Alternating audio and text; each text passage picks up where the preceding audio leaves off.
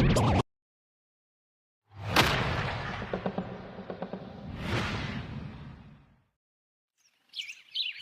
গ্রামের আরো 3টি গ্রাম পরে রয়েছে সোনারপুর নামের একটি গ্রাম। সেখানকার কবিরাজ মশাই হচ্ছেন শ্যামাচরণ বাবু। বেশ অনেক দূর পর্যন্ত তার নাম ডাক রয়েছে। আশেপাশে গ্রামের কারোর কোনো শরীর খারাপ হলে শ্যামাচরণ বাবুরই ডাক পড়ে। এমনই একদিন উফ, হঠাৎ করে এই ঝড় বৃষ্টিটা কেন যে এলো? গাছের আমগুলো মনে হয় আর একটাও থাকবে না, সব পড়ে যাবে। কি হারে বাইরে বিদ্যুৎ চমকাচ্ছে, ঘরের ভিতরে থেকেও পিলেটা কেমন যেন চমকে চমকে উঠছে। যাই, দরজা জানলাগুলো ভালো করে বন্ধ করে দিয়ে আসি। ঠিক এরকম সময় শ্যামাচরণ বাবু দরজার বাইরে কয়েকবার কড়া নাড়ার আওয়াজ। আরে এই সময় আবার কে এলো? এই ঝড় বৃষ্টির মধ্যেও চলে এলো। এখন দরজা খোলাটা কি ঠিক হবে? কবরেজ মশাই, ও কবরেজ মশাই, আসেন নাকি? খুব বিপদে পড়ে আপনার কাছে এসেছি এই সময়। নিশ্চয় কেউ এসেছে, তবে এই এলাকার কেউ বলে তো মনে হচ্ছে না। যাই তো, গিয়ে দেখি কার আবার কি দরকার হলো। এই বলে শ্যামাচরণ বাবু এগিয়ে গেলেন দরজা খুলতে। দরজা খুলতেই তিনি দেখতে পেলেন একজন মাঝবয়সী লোক, খালি গা, পরনে একটা ধুতি, চোখে মুখে বেশ চিন্তার ছাপ। এ কি, কে তুমি? এত রাতে এই ঝড় বৃষ্টির মধ্যে কি চাই? তোমাকে তো ঠিক চিনতেও পারছি না। কবরেজ মশাই, আমারে বাসান, বাসান আমারে। এই বলে হাড়ু কবিরাজ মশাইয়ের পা ধরে কাঁদতে লাগলো। কবিরাজ অনুভব করলেন হাড়ুর হাত দুটো যেন পুরো বরফের মতো ঠান্ডা। সঙ্গে সঙ্গে কবিরাজ মশাই তার পা সরিয়ে দিয়ে বললেন, আরে করছো কি? ছাড়ো ছাড়ো, কি হয়েছে আমাকে বলো। কবরেজ মশাই, আপনি আমার মা মরা মেয়েটারে বাসান দয়া করে। ওর শরীরটা বড্ড খারাপ। কেন, কি হয়েছে তোমার মেয়ের? আমার মেয়েটার যে কালাজ্বর হয়েছে কবরেজ মশাই, আপনি তাড়াতাড়ি চলেন। আরে কিন্তু কোথায় যেতে হবে? এই ঝড় বৃষ্টির মধ্যে এখন কি করে যাব? তুমি এখন যাও, কাল সকালে এসো না হয়। আমি কাল সকালে গিয়ে দেখে আসবো তোমার মেয়েকে। না না কবরেজ মশাই, আপনি দয়া করে এখনই চলেন। আমার গাড়ি রোগপুরে, এই 3টে কাল পরেই। কিন্তু এই ঝড় বৃষ্টির মধ্যে এত রাত্রে যাব কিভাবে? উনি আপনি চিন্তা করবেন না, নদীর ঘাটে আমার নৌকা বাঁধা রয়েছে তো।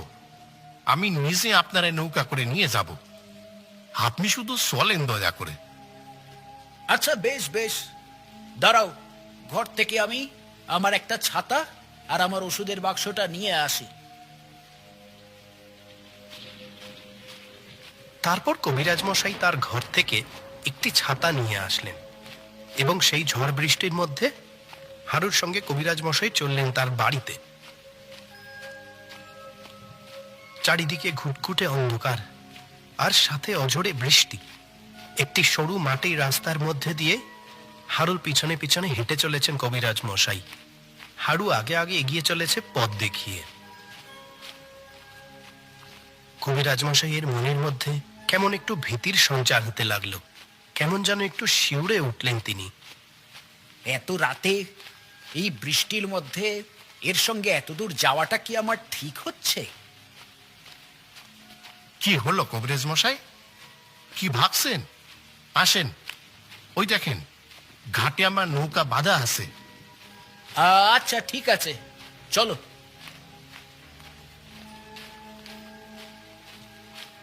তারপর তারা দুজনে হাঁটতে হাঁটতে নদীর ঘাটে চলে এলো। নৌকায় উঠে আসেন কবরেজ মশাই। কি করে উঠবো? আরে এত অন্ধকারে তো কিছু দেখাই যাচ্ছে না। কি আর করা যাবে, একটু কষ্ট করেন দয়া করে।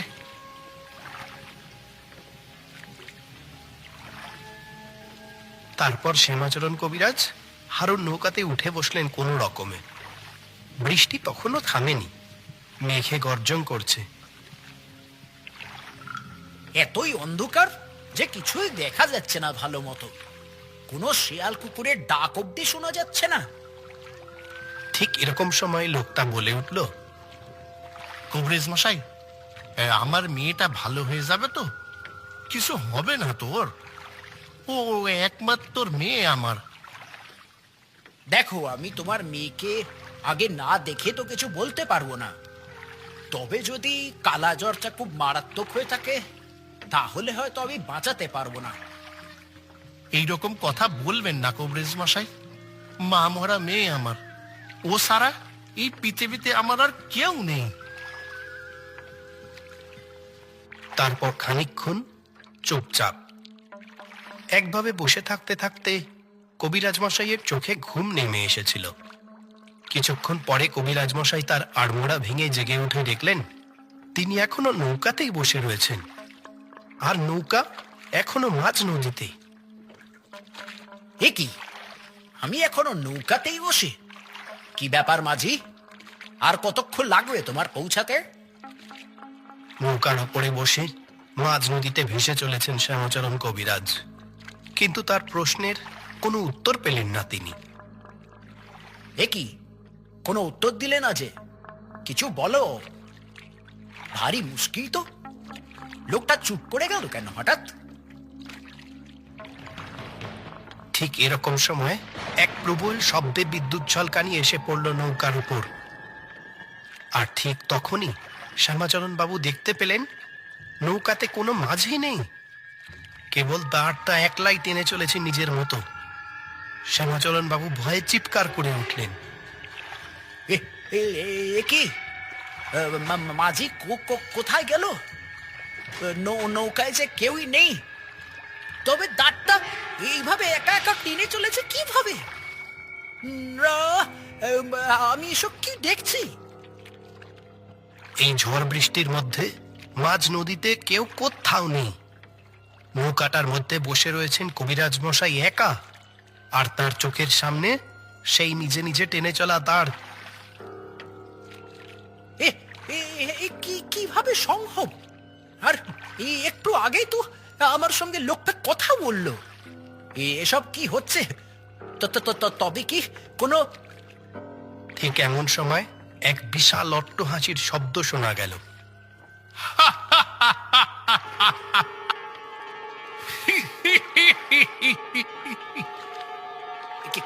কে কে হবে হাসছে? মাঝ নদীতে অট্টহাসির শব্দ যেন আরো বেশি জোরালো হয়ে উঠল। এসব কি হচ্ছে আমার সাথে? ঠিক এরকম সময় আরেকটা বিদ্যুৎ ঝলকানিতে কবিরাজ দেখতে পেলেন এইবার সেই দাঁড় টানছে ও কে? কে? না। কিরে, চিনতে পারলি না? তোর যে নিস্তার নেই আমার থেকে। না, কে কে তুমি? আমি হারু, তোকে যে আমি ছাড়বো না। আজ অনেক কাল পরে এই সময় এসেছে, তোকে আজ আমার হাত থেকে কেউ বাঁচাতে পারবে না। আমি তোমার কি ক্ষতি করেছি? আমায় ছেড়ে দাও। আমি কিছু করিনি, ছেড়ে দাও আমায়। না, কিছুতেই না। আতঙ্কে শ্যামাচরণ বাবুর হৃৎপিণ্ডের কম্পন যেন দ্বিগুণ বেড়ে গেল, তার সারা শরীর ঘামতে লাগলো। এরকম একটা ঘটনার সম্মুখীন এর আগে তিনি কখনো হননি। তুই আমার বউটারে মেরেছিস, আমি তো তোকে ছাড়বো না, ছাড়বো না আমি তোকে। আমি? না না না, আমি তোমার বউকে মারিনি। তুই মেরেছিস আমার বউরে, মনে কর। কখন? মনে কর, মনে কর, ঠিক এইরকমই এক ঝড় বৃষ্টি রাতে। কবিরাজ মশাই, বাড়িতে আছেন? কবিরাজ মশাই। আহা, এই ঝড় বৃষ্টি রাতে আবার কে এসে উপস্থিত হলো? আমি হারু কবিরাজ মশাই, রঘুপুর গাঁ থেকে আসছি। তুই এগিয়ে এসে দরজা খুলে বলেছিলিস কি চাই এই ঝড় বৃষ্টির মধ্যে এত রাতে? কবিরাজ মশাই, দয়া করে আমার বউটারে বাঁচান। কেন, কি হয়েছে তোর বউয়ের? আমার বউটা বড় অসুখে করেছে কবিরাজ মশাই, আপনি দয়া করে চলেন। এখন কোথাও যাওয়া সম্ভব নয়, এখন বাড়ি যা, আমি কাল সকালে দেখব। এই ঝড় বৃষ্টির মধ্যে আমি এখন বেরোবো না। না না, কাল সকালে নয়, দয়া করে আপনি এখনই চলেন কবিরাজ মশাই। আচ্ছা, মুশকিলে পড়া গেল তো। ঠিক আছে, দাঁড়া। তারপর তুই তোর ঘুম চোখে ঘরের মধ্যে থেকে একটা ওষুধের বাক্স আর একটা ছাতা নিয়ে আসলি। তারপর আমার নৌকা করে আমার বাড়ি অব্দি তোকে নিয়ে গেছিলাম, কিন্তু তুই আমার বউটারে ভুল ওষুধ দিয়ে তারে মেরে ফেলেছিস। না না, আমি মারিনি। আমি কেন ভুল ওষুধ দিতে যাব তোমার বউকে? কারণ সেটা ছিল এক অন্ধকারের রাত, তুই এক ওষুধ দিতে গিয়ে অন্য ওষুধ দিয়ে দিয়েছিলিস।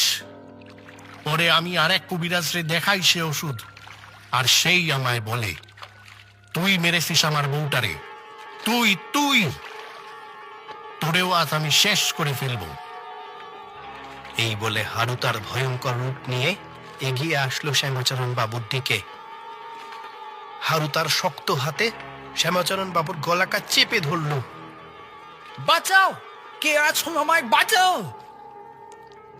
কেউ তোরে বাঁচাতে আসবে না। এই বলে হারু শ্যামাচরণের গলাটা টিপে ধরল। বরফের মতো ঠান্ডা হাত দুটো যেন সারাশির চাপে শ্যামাচরণ কবিরাজের নিঃশ্বাস প্রায় বন্ধ করে দিল। অবশেষে শ্যামাচরণ বাবুর যখন একদম খুব খারাপ অবস্থা, তখন হারু তাকে ছুঁড়ে নদীর জলে ফেলে দেয়। আর তারপর হারু এবং তার নৌকা মাঝ নদীতে কোথায় মিলিয়ে যায়, তাদের কোনোটারই কোনো অস্তিত্ব চোখে পড়ে না। এদিকে শ্যামাচরণ কবিরাজ ততক্ষণ ওই গভীর নদীর জলে হাত পা ছুটতে ছুটতে একেবারে ক্লান্ত হয়ে পড়েছেন। আহ আহ আহ, আহ, আর পারছি না। আহ ও যখন তিনি প্রায় মূর্ছা যাওয়ার মতো অবস্থায়, তখন দূর থেকে একটি নৌকা ভেসে আসতে দেখলেন যেন তিনি। আরে ওই মাঝ নদীতে কেউ একটা ডুবে যাচ্ছে বলে মনে হচ্ছে না? কে ওইখানে? দিনু মাঝি দ্রুত নৌকা চালিয়ে এগিয়ে গেল কবিরাজের কাছে। দিনু সোনারপুর গায়েরই ছেলে। কবিরাজ মশাইকে দেখে সে তক্ষুনি চিনতে পারল। এ কি কবিরাজ মশাই যে? কিন্তু আপনার এরকম অবস্থা কে করলো? উঠে আসেন, উঠে আসেন, নৌকায় উঠে আসেন, আমার হাত দুটা ধরেন শক্ত করে। একটু ধাতস্থ হয়ে দম নিয়ে কবিরাজ মশাই সব খুলে বললেন দিনুকে। আপনি হারুর নৌকায় উঠেছিলেন? সে তো আজ থেকে প্রায় 7 বছর আগেই মারা গেছে। সেই যে ওর বউটা মরে গেল, তারপর হারুর মেয়েটাও তো ম্যালেরিয়া হয়ে তার 7 মাস বাদেই মারা গেল। অনেক বাঁচানোর চেষ্টা করেছিল, কিন্তু পারেনি। আর হারু বেচারা মনের দুঃখে আত্মহত্যা করল। হয়তো আপনার ওপর প্রতিশোধ নেওয়ার জন্যই তার আত্মা এতদিন রয়ে গিয়েছিল। সত্যি সত্যি আজ আমি অনেক বড় বিপদ থেকে বেঁচে গেছি।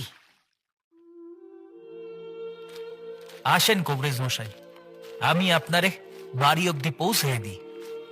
আর কখনোই এই রাতের অন্ধকারে যে কোনো জরুরি দরকারি হোক না কেন, আপনি একা একা এইদিকে আসবেন না। এই ঘটনা আমার সারা জীবন মনে থাকবে।